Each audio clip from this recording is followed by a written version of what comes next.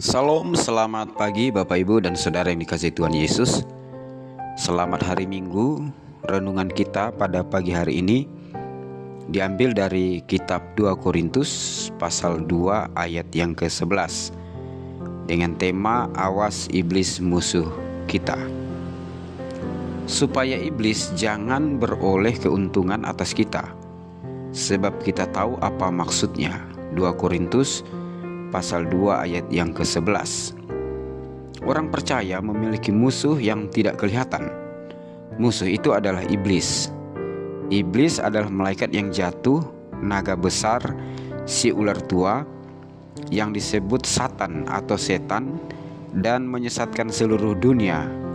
Malaikat yang jatuh ini telah memberontak melawan Allah dan membuat mereka berdosa di hadapan Allah dan menjadi makhluk yang najis dan berdosa. Tuhan Yesus dalam pelayanannya sering berhadapan dengan iblis dan setan-setan. Mereka merasuk atau masuk dalam tubuh manusia sehingga mengendalikan pikiran, perasaan, dan roh manusia, mengakibatkan mereka yang dimasuki oleh roh setan menjadi kerasukan setan. Contoh legion yang dirasuk ribuan setan membuatnya menjadi ganas dan tidak terkendali. Tuhan Yesus mengusir setan yang merasuk tubuh legion dan masuk ke dalam babi-babi. Tuhan Yesus dan murid-muridnya berkuasa atas setan dan roh-roh jahat. Markus 5 ayat 1-17. Iblis juga dapat mempengaruhi jemaat Tuhan. Bagaimana cara iblis dan roh jahat bisa masuk dan mempengaruhi jemaat Tuhan? Paulus mengatakan kepada jemaat Korintus supaya iblis jangan beroleh keuntungan atas kita, sebab kita tahu apa maksudnya. 2 Korintus 2 ayat 11. Iblis ternyata bisa mempengaruhi gereja Tuhan dan jemaat Tuhan.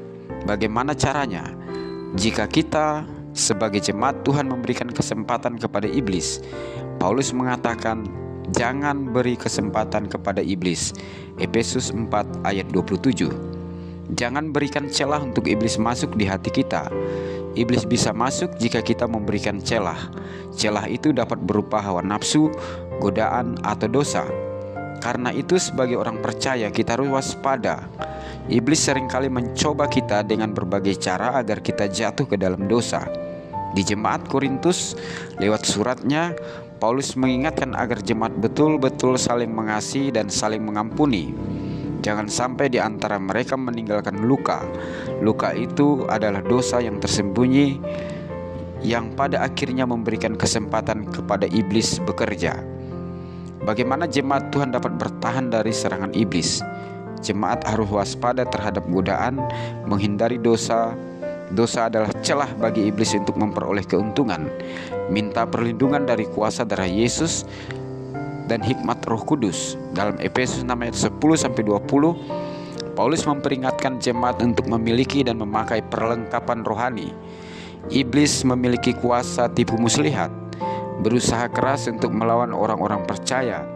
Jemaat harus memakai perlengkapan rohani.